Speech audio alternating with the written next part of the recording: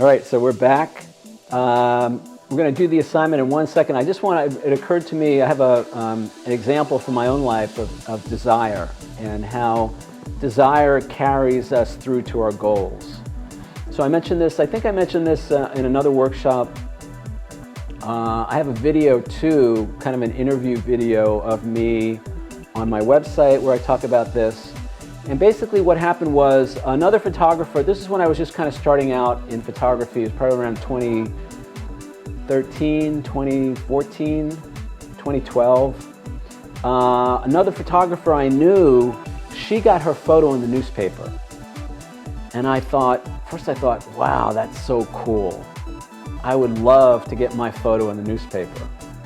And I thought, but I'm not that good. I'm not that good a photographer, you know, that could never really happen for me. And then I thought about it and I thought, well, maybe it is possible. Maybe it could happen. And I looked at this other person's photos and I said, you know, my photos are just as good. And in fact, I thought some of them, my photos were better. So what I did was, I started calling the local newspapers here in New York. And I called this one newspaper and I just cold called them and I said, I'd like to speak to somebody in the photo department, one of the photo editors and the receptionist that she put me right through. And the person in the photo department answered the phone and I introduced myself and I said, I'm a local photographer, professional photographer, and I have these great photographs of New York City. I do a lot in terms of storm chasing, you know, when there's a big storm over the city. I photograph fireworks performances over the city. I also photograph the full moon. I told her all about what I did. And I said, I'd like to send you some of my photos. And she said, great. She gave me her email address. And so I started sending her my photos. And every month, for almost a year, like 9 months, 10 months, at least 3 or 4 times a month, I would send her some photos. Never heard from her. Nothing. I didn't even know she was getting them. And it was great because I really had to decide, gee, am I going to give up? Am I going to stop? Am I being rejected? And I realized I have a choice as to how I respond in this situation. I can take it personally, and I can feel sorry for myself, and I can stop sending, and I can be resentful of her and of this newspaper. And I decided that's not who I want to be. Remember, we're making our choices and decisions based on an internal representation of who we want to be in the situation. So I thought, I've done all of that. I know how that goes. I don't want to be that person. I want to be somebody who doesn't take rejection personally, who doesn't give up on himself, who doesn't give up on his dreams.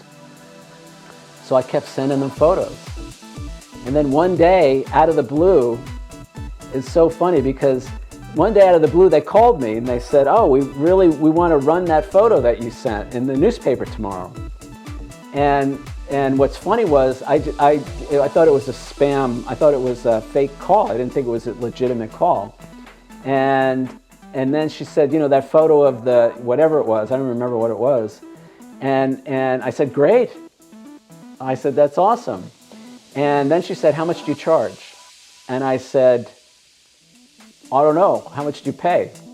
And we actually negotiated, on the spot, we negotiated a rate. And 2 days later, my photo appeared in this newspaper. And I don't read newspapers really, but I had to go. I went to my local grocery store because it was the only place that still sold newspapers. And I went to the service desk where they had the newspapers out front, and I bought a copy. And I found the photo, and I was so excited. I was so thrilled to see my photo in the newspaper that I went to the poor woman who was the customer service, working behind the service desk. I showed her the picture. I said, that's me, that's my photo. And she just laughed, you know, she was nice about it. But it was so exciting. And that newspaper So then what happened was they started calling me. So I didn't hear from them for a year, and now all of a sudden they're calling me saying, did you get any photos of the fireworks last night? Did you get the storm? Whatever. They started calling me. And eventually they published 11 of my photos in their newspaper. And then other newspapers, I've actually had photos published in newspapers and magazines all around the world. But that came from having a desire, all right? It all starts with desire. And then I have to take action. It wasn't enough for me just to talk about it. It wasn't enough for me to dream about it, although having a visual representation of what we want to achieve is helpful.